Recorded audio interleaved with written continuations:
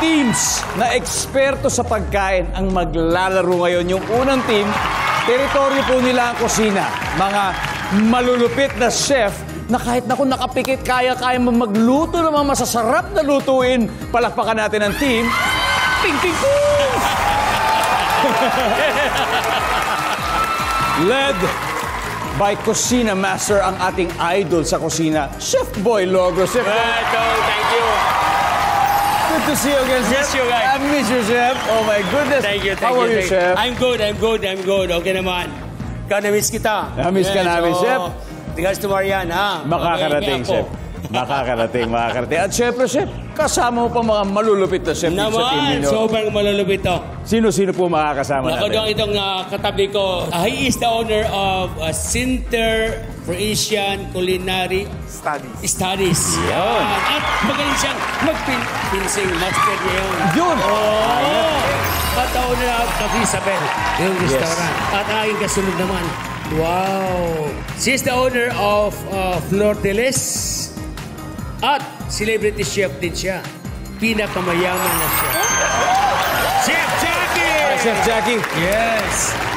At ito pa, idol ko to. Meron siyang book, Simple. Simple, Kasi no? Bisaya, Meron ako nun. oo. Meron ako May nun, kopya Chef. din ako. At of course, celebrity na rin siya. At higit sa lahat, sobra ding yaman. Ayan! Chef Tato! Chef Tato! Grabe. Chef Boy, syempre nakakatawa na you're also into vlogging now. Yes. Kamusta? Ano po yung enjoyment na nakukuha nyo? Ano, may team po kayo? Yung mga concept? Paano po ba sa inyo po nagaling? Actually, simpleng-simple lang ginagawa ko. Ginagawa ko sa bahay. Gumawa ko sa sarili kong studio. Maliit lang naman. At ang kumukuha yung anak ko si Matit, yun lang talaga yung parang cellphone lang. At sa awa ng Diyos naman, gumanya naman may pera para sa vlog. Yan. Ang mahalaga, nag-e-enjoy ba kayo habang ginagawa? Sobra! Kasama yung apo ko na si Mamat. Sobrang enjoy na enjoy ka. That's good to know. Katulad na mangyayari ngayon, mag-e-enjoy kayo Yes. sa pagkuha ng top answers. Good luck! Thank you. Team. Eto na, punta naman po tayo sa kabilang team. Mga food vloggers na lagi pong on the lookout for the best restaurants. Mga hole-in-the-wall na kainan. Please welcome, Team Bangan. What's up? What's up? Siyempre, led by the food vlogger na laging napapasayaw kapag nakakatikim ng masasarap na pagkain mula sa Eats a Small World. Mga ka-Iris, please welcome Kevin Garcia. Kevin, what's up? What's up? Kevin, pakilala mo muna ang makakasama natin sa Team Bangan, Kevin. Ay, mga kapuso, nandito si Ka-Eats, ang aking iniidolo simula baby pa ako. Welcome, Eatspirations, Mark Tan! What's up, Mark? Oy, mga ka-Eaties, nandito rin ang pambansang rater natin, Marky Bap! Last but not least, ang pinakamaganda, pinsan ni Marga. Ay! Marga Defensor. With 3 million followers and 1 million bashers and reporters, the Jared Linus! Bakit? May mga bashing din ba nangyayari? Of course, do. Bakit? Pag sinabi hindi masarap, mga hindi sumasangayon. Kasi subjective ang panlasa eh. So, it really depends sa mga kumakain. Pero alam mo, Kaya doon ako mahirap. curious ha. Paano mo masasabi talaga na masarap ang isang pagkain? Doon ba sa unang kagat o yung medyo may lasting taste after pag alam mo na, medyo tumagal na sa dila mo? Kapag bayan. Kapag? Kapag bayan. Patingin na sa t-shirt na. Wow! Yung mga ganyan, it's a small world, Kevin.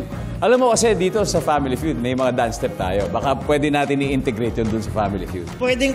Kevin! Pampalakas na Samahan mo energy. naman ako dito, Kevin! Warm up natin. Warm up. Bago kumain. 1, 2, 3, go! Teka, alternate ba? Alternate? Woo! Parang Zumba lang eh. Ayos. Nice one. I'm sure mapapaganon kayo pag nakuha nyo yung jackpot dahil 200,000 pesos, guys. Huwag na natin patagalin pa. Let's go. Round 1, Chef Boy, Kevin. Let's play Family Feud.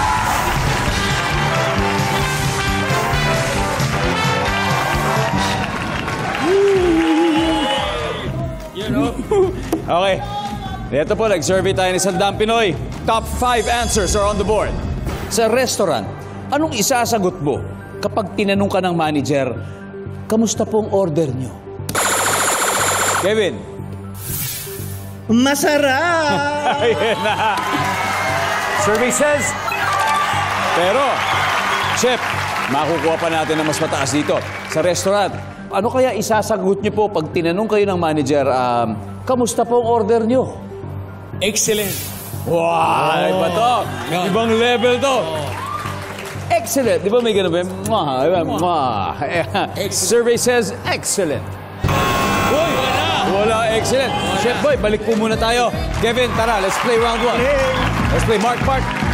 Sa restaurant, anong isasagot po pag tinanong kayo ng manager? Parating nangyayari sa inyo to. Kamusta po ang order nyo? Matamis. Matamis. Survey says. Hindi, walang ganon. Mark, ano kaya? Pag tinanong ka ng manager sa restaurant, kamusta po ang order nyo? Kasi yung mga pa-shy type tayo, okay lang. Ayan, ganun lang.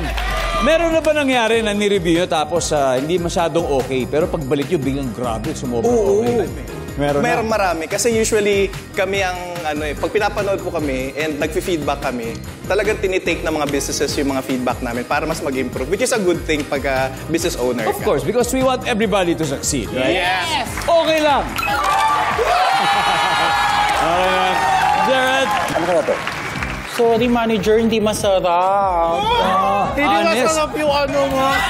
Honest, no? Oo, masyadong maalat yung pinakbet. Pero what's the nicest way to say na hindi masarap? Yung pinakbit niyo po under season. Under season. O, pwede. Kasi nampal ako, no? Kasi karinderya eh. Survey says, wala. Ping. Pwede na kayo mag-usap-usap. Alright, Kevin. Sa restaurant, ano sasagot mo sa manager? Pag tinanong ka na, Sir, kamusta pa order nyo? Nakakabusog! Nakakabusog. Kumbaga, sulit na sulit. Nandiyan ba ang nakakabusog? Wala! Chef, pag tinanong ng manager, kamusta po order nyo? Very good. Very good. Chef Jackie? Pwede na. Pwede na. Pwede. Chef Jean, ano kaya? Very good. Very good. Okay. Very good. Pwede na.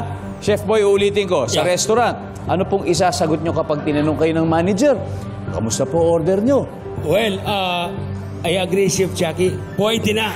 Pwede na. Okay, pwede na. Pero ang tanong, nandito po kaya sa board, we'll see. Pwede na.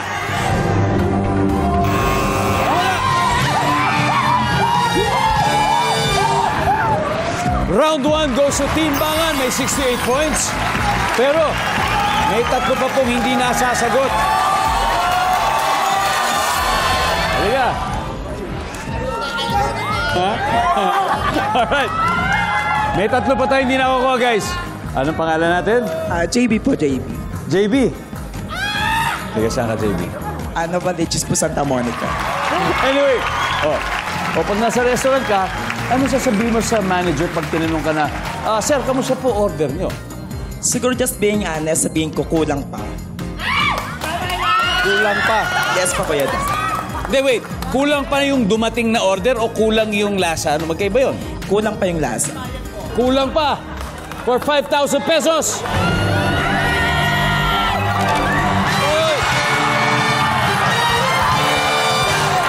JB, congratulations. Alright, guys. Guys, may dalawa pa. Number 3, please. Yun yung hinahanap ko eh. Kasi di ba usually, kamusta yung order niya? Wala pa. Di ba? Yung parang gano'n. Number 4. Kumpleto na.